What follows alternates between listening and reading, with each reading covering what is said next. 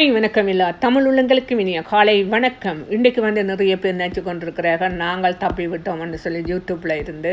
ஆனால் இன்றைக்கு யூடியூப் ஜூலை 15 முதல் நிறைய கண்டிஷன் எல்லாம் கொண்டு வந்திருக்குது. அதில் ஒன்று இந்த யூடியூப் மாடல் என்றது அதுதான், அதை பற்றி தான் சொல்ல போகிறேன். வாங்க உங்களுக்கு போவோம். அப்டேட் ஒன்று இருக்கின்றது, அது உங்களுக்கு தெரியும். ஒரு அப்டேட் மாடல் ஒன்று இருக்கின்றது. அது கூடுதலாக என்னென்னு சொல்லிச்சுன்னா உங்களுக்கு என்னென்னு சொன்னால் உங்களோட யூடியூப்பை பற்றி அடிக்கடி உங்களுக்கு கொண்டிருக்கும், அப்டேட் கொண்டிருக்கும். உங்களோட யூடியூப்பில் நீங்கள் போடுவதெல்லாம் ஓகேயா இருக்குன்றா அல்லது அது சரியில்லையா அது சொல்லி கூட எல்லாம் கொடுத்து கொண்டிருப்பார்கள். அதே கணக்கு தான் இன்றைக்கு யூடியூப்பில் அந்த அப்டேட் உங்களுக்கு கொடுத்து கொண்டிருப்பாங்க. அதில் இன்றைக்கு யூடியூப் ஃபுல்லாக அதில் கையை வச்சுருக்கிறாங்க. அதை பற்றி தான் நாங்கள் இப்போ பார்க்க போகிறோம். இந்த யூடியூப்பை சில பேர் ஃபேஷனுக்காக பயன்படுத்துகிறவர்கள் இருக்கிறார்கள். பல பேர் பெரிய பெரிய கோடீஸ்வரர்கள் எல்லாம் என்ன நினச்சிச்சுன்னா இந்த யூடியூப்பை பணத்துக்காக யூஸ் பண்ணுறவர்களும் இருக்கின்றார்கள் நிறைய பேர். கூடுதலாக சில பேரை பாருங்க, நிறைய டாக்டர்ஸ் மேலே அல்லது பெரிய லோயர்ஸ் மேலே அப்படியான நிறைய பேர் பணம் சம்பாதிக்கிறவர்கள் கூட இந்த யூடியூப்பில் என்னென்னு சொன்னால் நிறைய பணம் சம்பாதிக்கலாம்னு சொல்லி தங்கள் கண்டென்ட் எல்லாத்தையும் போடுகின்றார்கள்.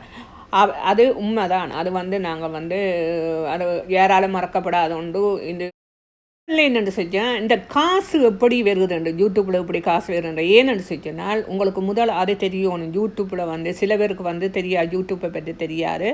அவருக்கு நிறைய பேர் என்ன கேள்வி கேட்டுக்கிறார்கள். என்னென்னு செஞ்சால் நான் சில நேரங்களில் இந்த யூடியூப்பில் இவ்வாறு தெரியும், எல்லாருக்கும் தெரியும் என்று சொன்னாலே சில பேர் கேட்கிறவர்கள் என்னென்னு சொன்னால் தங்களுக்கு தெரியாதுன்னு சொல்லுவார்கள். அப்போ அவர்கள் எல்லாம் யூடியூப் பார்க்காதவர்களுக்கு தான் நான் இந்த யூடியூப்பை பற்றி சொல்ல போன்றேன். சில பேர் நினச்சி கொண்டிருக்கிறாங்க என்னென்னு சொன்னால் யூடியூப்பில் சப்ஸ்கிரைபர் கூட வந்தால் தங்களுக்கு ரெவன்யூ கூட வரும், காசு சம்பாதிக்கலாம் என்று நினைக்கிறார்கள்.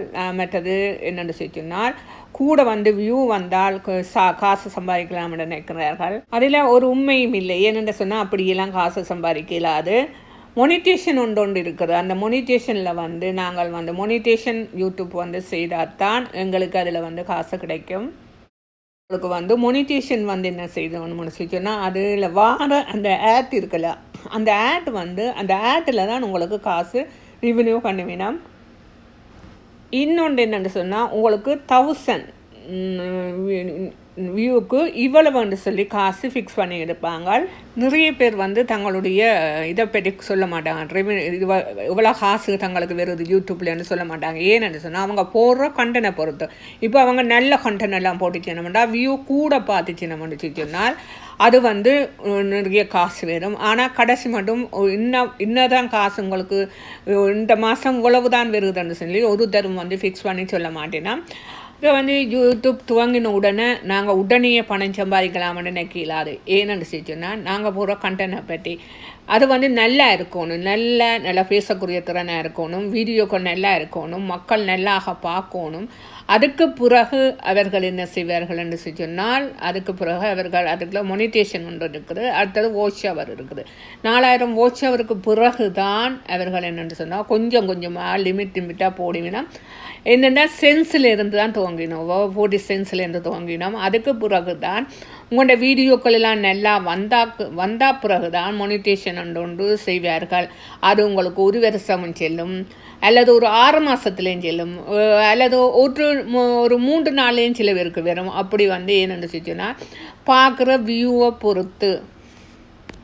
பெரிய வீடியோவுக்கு நீங்கள் 1000 சப்ஸ்கிரைபர்கள் அதோட 4000 வாட்ச் இருக்கணும். சிறிய வீடியோவுக்கு ஷார்ட்ஸுக்கு 1 கோடி வியூ பார்த்துருக்கணும். 90 நாட்களுக்குள்ளே அந்த ஷார்ட்ஸ் வீடியோ இருக்குல்ல, 1 கோடி வியூவை நீங்கள் எடுத்திருக்கணும்.